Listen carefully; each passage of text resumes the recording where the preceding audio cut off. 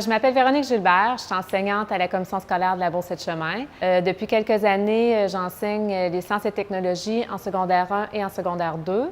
Et j'ai aussi un groupe de sciences générales en secondaire 5. Je m'appelle Antoine Gauvreau-Rivière, j'enseigne les mathématiques et les sciences au Centre de formation de la Côte de Gaspé. Dans ma classe, j'ai des élèves qui vont de secondaire 1 à 5 et l'année dernière, j'ai exploité la robotique avec eux dans ma classe. Pourquoi j'ai commencé à m'intéresser à la robotique? Premièrement, c'est par intérêt personnel. J'avais envie d'expérimenter. Et aussi, depuis quelques années, j'avais une clientèle où on me demandait de travailler avec eux un peu plus par projet, avec une approche qui était plus concrète. Donc, je me suis rendu compte au fil des heures que j'ai passé à faire de la robotique aussi que c'était une technologie qui était accessible pour cette clientèle-là. Ce que j'aime avec la robotique en classe, c'est que je peux mettre les élèves en action directement. Ils savent où ils sont rendus dans leur projet. C'est un projet qui est à long terme, c'est pas juste maintenant. Ils peuvent vraiment avoir une construction des connaissances et des compétences tout au long du projet.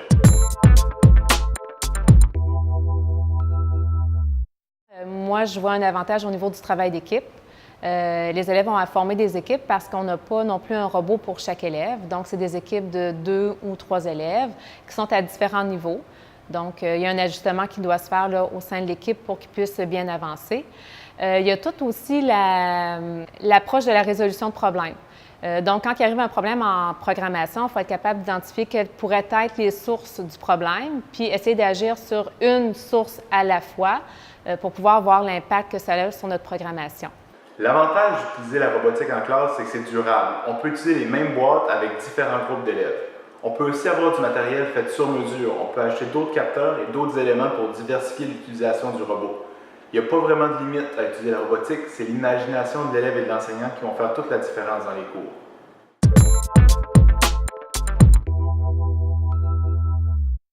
Quand j'ai présenté le projet de robotique aux élèves, la première impression, les élèves étaient contents d'en faire.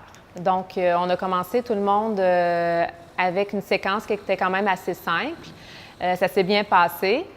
Par contre, en continuant dans la séquence, ça se compliquait un petit peu plus. Et là, on s'est rendu compte que des fois, les élèves ont la perception que s'ils sont bons en jeux vidéo, ils vont être bons en robotique, sauf que ça demande d'autres compétences. Et j'ai vu l'inverse aussi. Puis là, je parle des jeunes filles qui pensaient qu'ils n'aimeraient pas ça et se sont révélées être des élèves là, quand même assez performantes là, en robotique. La première réaction des élèves, au début, ils étaient sceptiques un peu. Ils ont vu que j'étais capable d'utiliser et se demandaient est-ce qu'eux allaient être capables de l'utiliser. Ils étaient attentifs, mais ils étaient plus ou moins motivés à l'utilisation de la robotique. Au moment qu'ils ont commencé à bâtir leur propre robot, les élèves ont eu un intérêt marqué. Ils ont vu qu'ils pouvaient le personnaliser, qu'ils pouvaient mettre des pièces qu'ils voulaient dessus. C'est comme ça que l'intérêt est apparu vraiment chez les élèves.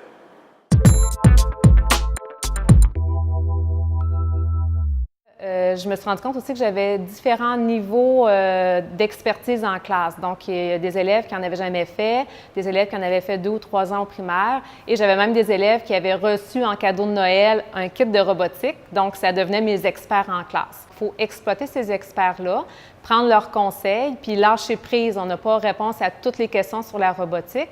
On est capable d'aller voir des tutoriels, on est capable de trouver les réponses autrement, puis on peut se servir de ces élèves-là aussi.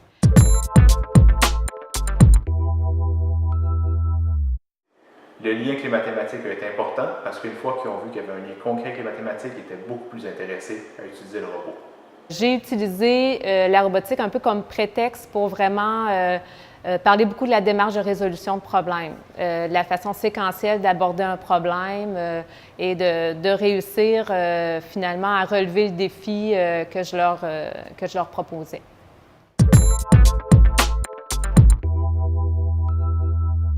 Quelques petits conseils avant de commencer le cours de robotique.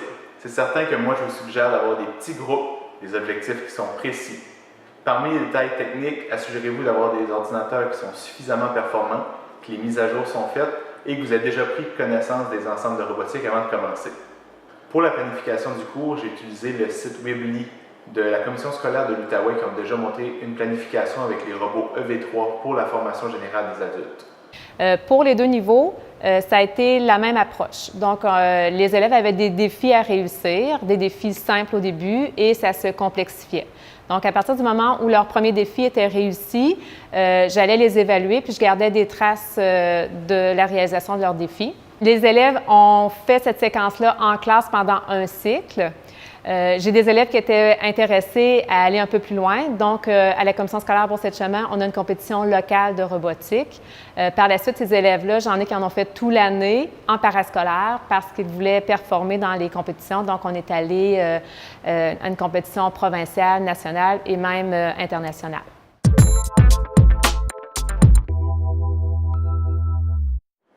Comment s'est déroulée la première utilisation en classe?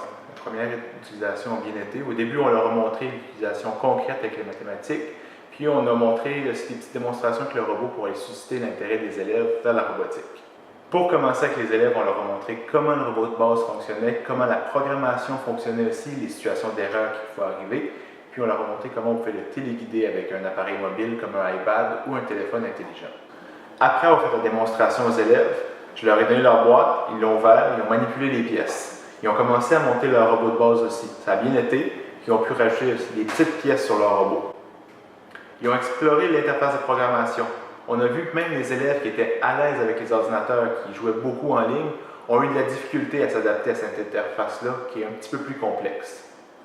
Au niveau de la motivation et de l'intérêt de l'élève, la robotique, c'est vraiment super. Quand un élève vient me voir qui dit « Excuse-moi Antoine, je sais que c'est pas le temps de la période de robotique, mais est-ce que je pourrais quand même travailler sur mon robot? Aurais-tu d'autres défis à me donner que je pourrais faire avec mon robot? J'ai vu, il y a la poubelle qui est là, il y a la porte. Est-ce que tu penses qu'avec le logiciel, je pourrais faire des S entre la poubelle et le bureau, puis qu'ils sortent de la classe, qu'ils reviennent par le trajet inverse? » Là, on se rend compte qu'il y a eu un apprentissage significatif qui a été fait par l'élève, puis ça, c'est la paix de tous les enseignants.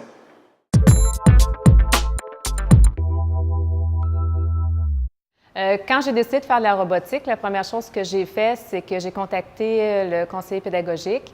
J'ai eu une formation d'une demi-journée et ensuite, par la suite, j'ai peut-être pris une demi-journée par moi-même sur mon temps pédagogique, dans les journées pédagogiques, pour m'approprier.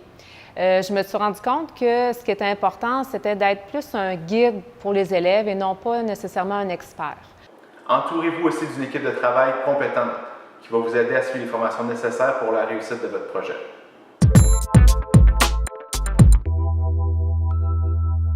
Cette génération-là vont être amenés, en tant que jeunes travailleurs, à développer leur côté autodidacte par rapport aux technologies parce que ça évolue tellement rapidement qu'on ne peut pas leur montrer en classe la technologie qu'ils vont utiliser sur le marché du travail dans 10 ans.